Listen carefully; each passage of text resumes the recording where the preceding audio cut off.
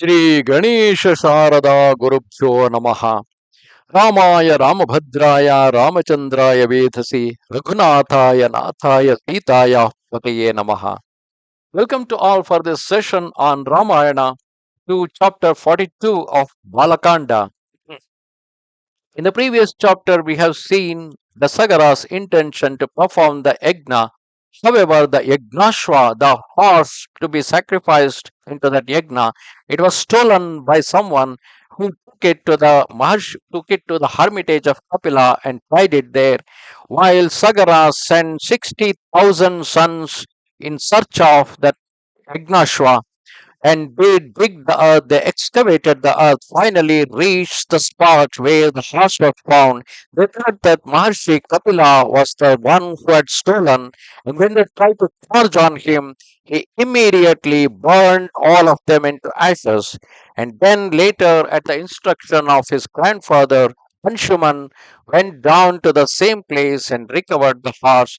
However, he was of a good nature, always paid obeisance to the great people, and because of that reason, he succeeded in recovering the horse.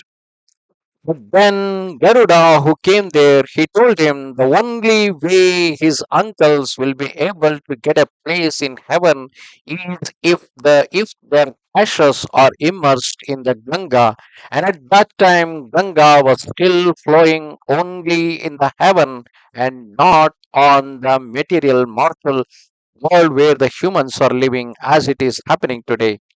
So they decided to bring Ganga from heaven to the earth. But Sagara could not able to do anything for that. After the death of Sagara, the ministers installed the virtuous Anshuman as king. O Rama, glorious was the reign of King Anshuman. He was succeeded by his son, the world renowned Dilipa. King Anshuman, leaving his kingdom to Dilipa, retired to the top of the Himalayan peak and began to perform severe yogic austerities. Having passed 32,000 years in this wise without inducing the sacred river Ganga to descend on earth, Anshuman finally gave up his life. Acquainted with the fate of his great uncles and overcome with grief, the mighty sovereign Dilipa found no means of bringing the sacred stream down to earth. Consumed with anxiety, he reflected daily on how he should accomplish the descent of Ganga and perform the funeral rites for the deliverance of the souls of his ancestors.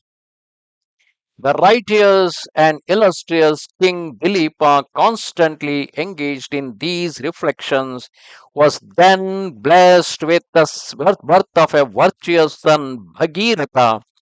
The renowned monarch Dilipa, observing many sacrifices, ruled over his kingdom for 30,000 years.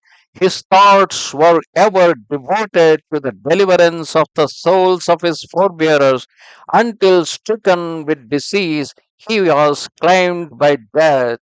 Having bequeathed the kingdom to his son Bhagiratha, his spirit ascended to the region of Indra. O Rama, Bhagiratha was the virtuous and royal sage, but he had no heir and was desirous of obtaining a son. O Raghava, he entrusted the administration of his kingdom to his ministers and proceeded to the holy place named Gokarna, where he practiced yogic penance to track the descent of the holy Ganga. With arms uplifted and senses controlled, he stood in the midst of 5 fires in the hottest season, partaking of food once a month only, and continued thus by 1,000 years. O mighty prince, after 1,000 years, Sri Brahma, the Lord and ruler of the world, was pleased with Bhagiratha and, accompanied by the Devas, approached the high souled king and said, O Bhagiratha, your virtuous yogic practices have elicited our admiration. Ask for a boon, O fortunate one. The highly resplendent Bhagiratha with joined palms submissively addressed Sri Brahma, saying, O blessed Lord, if you are pleased to confer the fruits of my austerities on me and grant me a boon, then please allow me to deliver the souls of sons of King Sagara by offering them water at their funeral rites with a sacred stream. O Lord, do you also grant us a further boon that the dynasty of Ikshwaku may be preserved and I may have a heir? The grandfather of the whole world listened to the prayer of Maharaja Bhagiratha and answered him in gentle and pleasing accents. O mighty King Bhagiratha, you have asked a great boon. May success attend you. Let your desire for a son be fulfilled, O King. When the Ganga, the eldest daughter of Himalaya, falls on the earth with overwhelming power, the earth will not be able to sustain her because of her force.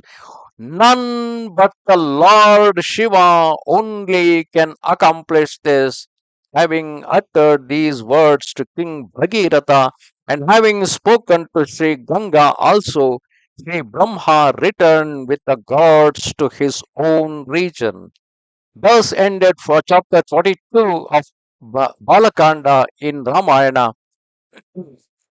So, uh, it is mighty Bhagiratha with his great effort. What could not be done by Sagara, Amshuman, or Dilipa, he could able to achieve it by performing a penance for 1,000 years and please Brahma to release Ganga to come down or descend down to the earth.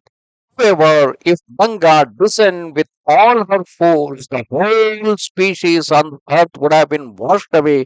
So Brahma advised him to get the help of Lord Shiva, who is the only one who is capable of holding Ganga when she rushed to the earth. Namaste Sharada Devi, Kashmira Puravasini, Twamaham Prarthaye Nityam, Vidya Danancha Dehi Me. Bye.